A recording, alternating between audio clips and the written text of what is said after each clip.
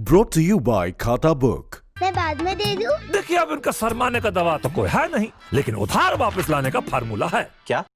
कैसे? खाता book download करिए, ये उधारी का रिमाइंडर भेजे और उधारी वापस लाए फटाफट। माथुर के पैसे आ गए। खाता बुक, बिजनेस हुआ इजी। अब की बार कौन जीतेगा हैदराबाद का निकाय चुनाव? जवाब तो परिणाम आने के बाद मिलेगा, मगर हैदराबाद के निकाय चुनाव इतने दिलचस्प पहले कभी नहीं दिखे। पहले कभी नहीं देखा गया कि बीजेपी की पूरी पलटन निकाय चुनाव में उतर गई हो। आज बीजेपी के स्टार प्रचारक योगी आदित्यनाथ हैदराबाद में हल्ला बोल रहे हैं। एक दिन पहले ही बीजेपी के अध्यक्ष जेपी नड्डा ने रोड शो करके ओवैसी पर करारा हमला किया था। बीजेपी हैदराबाद के निकाय चुनावों को धार दे रही है। बीजेपी प्रवक्ता संबित पात्रा यहां से ओवैसी पर निशाना साध रहे हैं। ओवैसी जी जिस प्रकार कह रहे थे कि अगर मेरे गर्दन पे छुरा भी रख दोगे तब भी मैं भारत माता का नाम नहीं लूंगा। उनके जो विधायक हैं जो बिहार में चुने गए, उन्होंने कहा हम हिंदुस्तान शब्द का प्रयोग नहीं करेंगे। उनके लोग कह रहे हैं कि ग्रेटर हैदराबाद के अंदर जो ओल्ड सिटी है, ओल्ड सिटी के मुखिया, ओल्ड सिटी के सीएम ओवैसी ही हैं। ये किस प्रकार की बातें हैं? और 15 मिनट पुलिस हटा दो, उसके बाद देखो दूसरों का हश्र क्या होता है। ये सब किसने कहा था? हम हिंदू मुस्लिम में विश्वास नहीं करते हैं, हम सबका साथ, सबका विश्वास और सबके विकास में विश्वास करते हैं। हालांकि संबित पात्रा ने आज तक के कार्यक्रम टक्कर में भी ओवैसी पर ऐसा ही तीखा हमला बोला था। तब ओवैसी ने मोदी को अपना पीएम मानने से इनकार कर दिया था।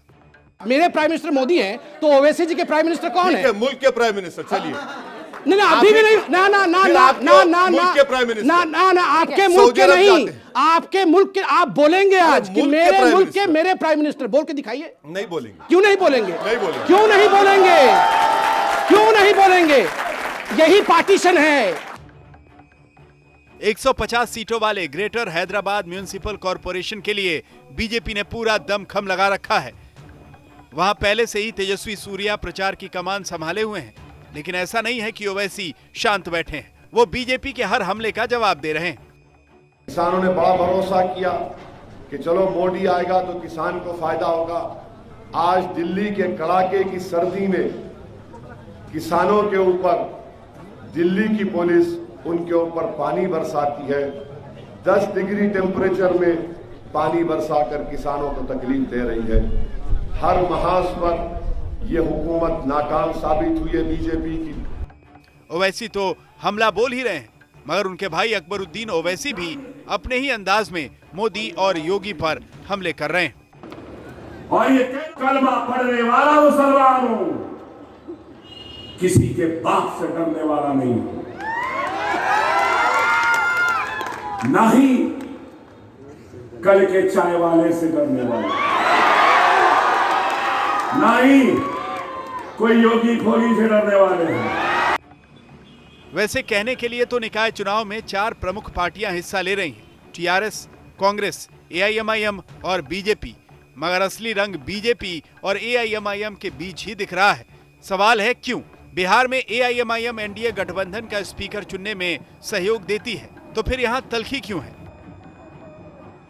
जवाब के तौर पर यूं मानिए कि बीजेपी को लगता है कि कर्नाटक के बाद तेलंगाना ही वो राज्य है जहां वो अपनी पैठ बना सकती है। यहां कांग्रेस कमजोर है, चंद्रबाबू नायडू से लोग खफा हैं, टीआरएस मजबूत जरूर है, लेकिन अगर बीजेपी ओवैसी को उन्हीं के गढ़ में मात देने में सफल होती है तो विधानसभा चुनाव के लिए उसकी ताकत और बढ़ेगी। तो क्या यह माना जाए कि निकाय चुनाव में बीजेपी का दम दरअसल विधानसभा चुनाव की आगामी तैयारी है?